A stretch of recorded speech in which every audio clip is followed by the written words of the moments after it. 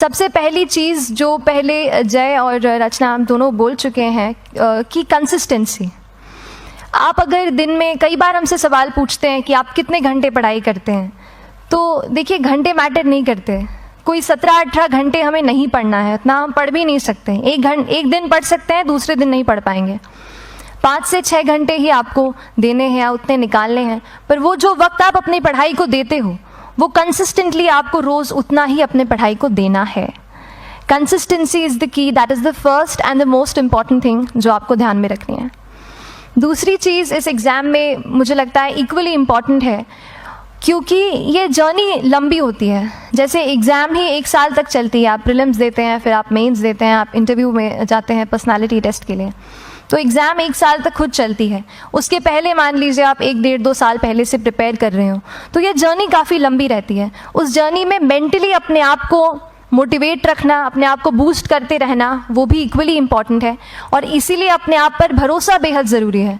You need to have a faith in yourself कि अगर आपने इसमें कदम रखा है, अगर आपने सोचा है कि आप सिविल सर्विस एग्ज़ाम देना चाहते हैं और देंगे, तो आपको ये ठान के उसमें जाना है कि हाँ मैं ये कर सकता या कर सकती हूँ।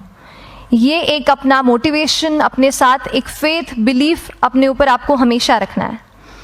कमिंग टू प्रेपरेशन की कैसे तैयारी करनी है, बहुत सारी बातें आप सुन चुके हैं कि आंसर राइटिंग में कैसे करना होता है, आंसर राइटिंग का स्ट्रक्चर कैसा होना चाहिए।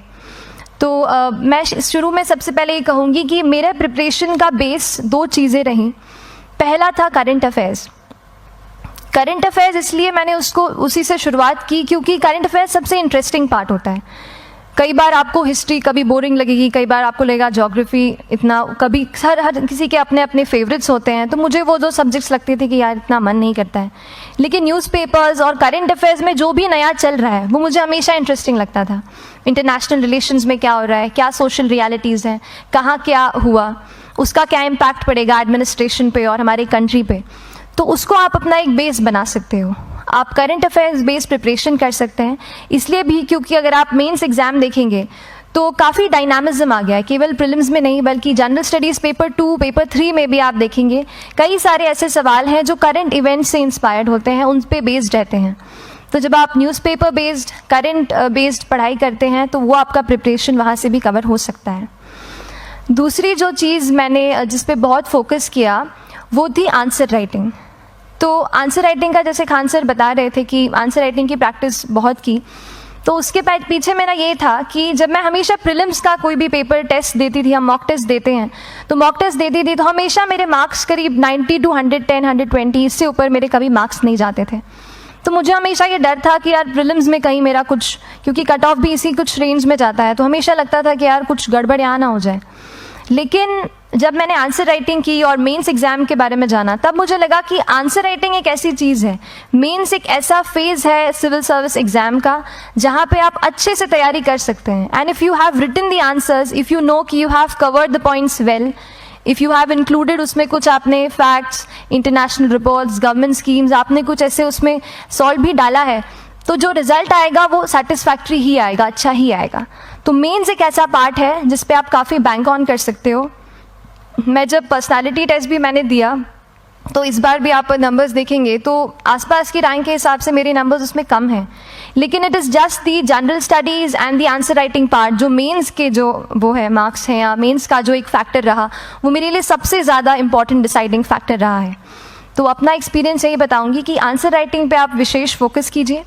जैसा स्ट्रक्चर आपको बता ही चुके हैं कि इंट्रोडक्शन में कैसे आपको शॉर्ट रखना है, बॉडी एंड देन कंक्लूजन, उसमें छोटी चीज़ जैसे मैं अभी मेंशन कर रही थी, आप एक इंश्योर कीजिए कि देखिए जो भी एग्जामिनर आपकी कॉपी चेक कर रहे हैं वो दिन में 10, 15, 20 कॉपीज़ चेक कर रहे हैं, तो उन सब से आपको अलग कैसे आप अपनी कॉपी दिखा सकते हो, ये चीज़ आपका प्रेजेंटेशन और आप जिस तरीके से आंसर लिखते हो कंटेंट को, वो मैटर करेगा।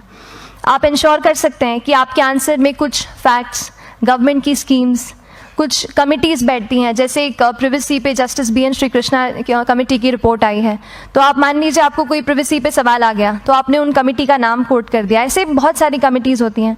कुछ इंटरनेशनल रिपोर्ट्स आते हैं, वो आप उनको इनके बारे में लिख सकते हैं। इंडिया का मैप आप बना सकते हैं। मैंने सीख लिया था कि 10-15 सेकेंड्स में कैसे जल्दी से मैप बनाना है और उस पर कैसे पॉइंट कुछ करना है, कुछ लोकेट करना है। तो ये कुछ ऐसी चीज़ें हैं जो आपके आंसर्स को एनरिच करेंगी और प्रेजेंटेबल बनाएंगी। तो इस तरीके से आंसर्स पे जैसे हम क्लास करते हैं, लेकिन उसके साथ साथ आपको ये कोशिश करनी है कि 1 से 2 आंसर पर डे आपको ज़रूर लिखने ही लिखने हैं, apart from the test series that you are doing. Answer writing से 2-3 चीज़ें होती हैं, ना केवल हमारी एक लिखने का हमें समझ आता है हम क्या लिखते हैं कैसा है, पर हमारा कॉम्प्रिहेंशन भी इम्प्रूव होता है। हमें कितना समझ में आया वो भी हमें खुद समझ आता है जब हम आंसर्स लिखते हैं। और इसीलिए आंसर राइटिंग पे आप फोकस कीजिए, 1 से 2 आंसर ज़रूर लिखिए। और आंसर राइटिंग के बाद the third pillar of my preparation जो काफ़ी इंपॉर्टेंट जिसने रोल प्ले किया, that was tests and test series and mocks. देखिए हम पढ़ रहे हैं यहाँ पर, I will also come to the point कि हम कैसे दिल्ली, भोपाल और इंदौर में प्रिपेयर करके बिना दिल्ली जाए हम कैसे कर सकते हैं, I will come to that point. पर उसके पहले टेस्ट की थोड़ी बात कर लेती हूँ कि टेस्ट देना क्यों ज़रूरी है। हम ये जो एग्ज़ाम दे रहे हैं सिविल सर्विस की, एक ऑल इंडिया लेवल एग्ज़ाम है and this cut throat competition. तो उसके लिए आप केवल पढ़ते रहें, सारी बुक्स, मटेरियल्स, स्टैंडर्ड ये करंट का सब पढ़ लें, लेकिन अगर आप ये नहीं जज कर पाए कि आपका क्या लेवल है at an all India level, तो चीज़ें समझ में आप नहीं, मतलब आप आगे नहीं बढ़ पाएंगे या सही डायरेक्शन नहीं पकड़ पाएंगे। तो इसलिए आप टेस्ट से घबराइए मत। कई बार टेस्ट का इनर्शिया होता है, ऐसे लगता है कि जब तक पूरा सिलेबस कंप्लीट नहीं कर लूँ तब तक टेस्ट नहीं दूंगा, लेकिन सच में बात ये होती है कि जब तक हम जीएस के मतलब पेपर देने अंदर भी घुसते हैं ना, तब भी उस सेकंड पे लग रहा होता है कि कुछ छूट गया है हमारा। तो ये चीज़ होगी ही, इसीलिए ये मैं कभी मत सोचिए कि जब तक पूरा सिलेबस नहीं कर लूँ टेस्ट नहीं दूंगा। जैसे आपका एक थोड़ा बेस बन जाता है प्रिपरेशन का, आप टेस्ट दीजिए, चाहे वो प्रीलिम्स का एमसीक्यू का टेस्ट हो या मेंस का राइटिंग स्किल की प्रैक्टिस हो, टेस्ट पे आप फोकस कीजिए। उसके बाद टेस्ट केवल देने के लिए नहीं देना है, उसको एनालाइज भी अच्छे से करना है। When you get the answer hints, when you get the answer keys, analyse properly कि आपकी क्या गलती हुई है और उससे भी सीखने की कोशिश कीजिए कि क्या कुछ नया मुझे इस टेस्ट पेपर से या इस आंसर कॉपी से मिल सकता है। तो इस तरह से टेस्ट पे भी आप फोकस कीजिए। And I will come lastly to the point कि जब मैंने प्रिपरेशन शुरू की थी अपने कॉलेज के 2nd ईयर 3rd ईयर आते आते, तो मन में बहुत सारे फियर्स थे। मैं भी एक नॉर्मल फैमिली से हूँ, मेरे फैमिली में किसी ने आज तक सिविल सर्विस का पेपर भी नहीं लिखा था, तो मन में बहुत सारे फियर्स थे, डाउट्स थे, क्या होगा कैसे होगा। तो हो सकता है आपके मन में भी ऐसा हो। और हम जैसे यहाँ रहते हैं, हम सोचते हैं कि दिल्ली जाना तो सबसे ज़रूरी है, उसके बिना तो ये एग्ज़ाम हो ही नहीं सकती। तो उस पर मैं एक चीज़ बताना चाहूँगी कि जैसे KSG जैसे इंस्टीट्यूट हैं, जो फैकल्टी भी हमें वही मिलती है जो दिल्ली में पढ़ा रहे हैं, तो ये एक बहुत पॉजिटिव पॉइंट है कि क्वालिटी का कोई दिक्कत नहीं आएगी। बस एक चीज़ है, आप ज्वाइन करते हैं class, that will only provide you a direction. वो आपका रास्ता दिखा सकते हैं आपको कि इस रास्ते पर आपको चलना है, लेकिन चलना उस रास्ते पे आपको खुद है। You have to work on your own. कभी ये मत सोचे कि मैं वहाँ नहीं जा पा रहा हूँ तो नहीं हो सकता, यहाँ है, तो हम एक्सक्यूज़ेस बनाते हैं। कई बार चैलेंजेस आते हैं। तो मैंने कॉलेज के साथ प्रिपरेशन की, तो उसमें भी काफ़ी दिक्कत आती थी। कभी कभार कॉलेज की एग्ज़ाम होती थी तो इसमें मैं अपना उतना वक्त नहीं दे पाती थी। तो उस मोमेंट पे फिर प्लानिंग ने मुझे बहुत हेल्प किया कि हम किस तरीके से अपने कॉलेज के एग्ज़ाम के लिए प्लान कर लें। जैसे मैंने इंजीनियरिंग की है और मुझे पता है कि हम इंजीनियर्स 1 महीने से ज़्यादा पहले से पढ़ते नहीं हैं। पढ़ते हैं क्या?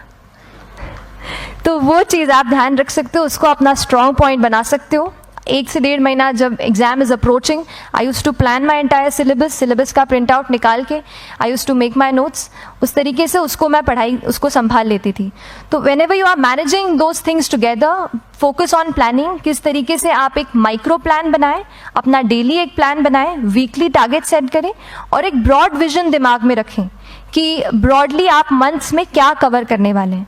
अगर आप प्लानिंग अच्छे से करते हैं तो ज़्यादातर पोर्शन आपका वहीं से कवर हो जाता है। और जब आप टारगेट्स बनाते हैं, उनको टिक करते हैं, तो एक सेंस ऑफ कंप्लीशन भी आपको मिलता है कि yes I am on the right path और मैं सही जा रहा हूँ या जा रही हूँ।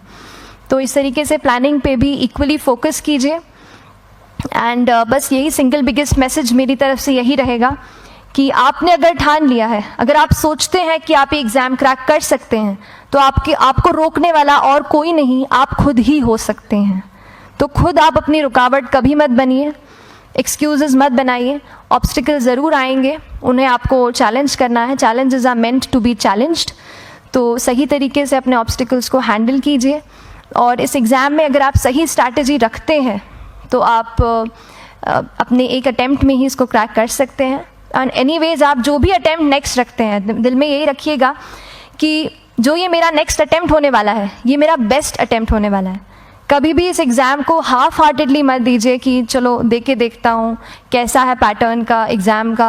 अगर एग्ज़ाम का पैटर्न देखना है ना, तो घर पे 3 घंटा टाइम लगा के एग्ज़ाम दे दो, बस केवल पैटर्न देखने के लिए एग्ज़ाम अटैम्प्ट मत कीजिए। जब आप एग्जामिनेशन हॉल में जा रहे हैं या कोई अटैम्प्ट आपने सेट किया है, तो अपना सब कुछ उस एग्ज़ाम को दीजिए, अपना टाइम, एनर्जी, फोकस, जितना भी करेक्ट आप उसमें पॉजिटिविटी डाल सकते हैं उसको दीजिए, एंड पूरी तैयारी के साथ ही इस पेपर को दीजिए, and I am sure that you'll succeed. So till then, all the very best to you and good luck.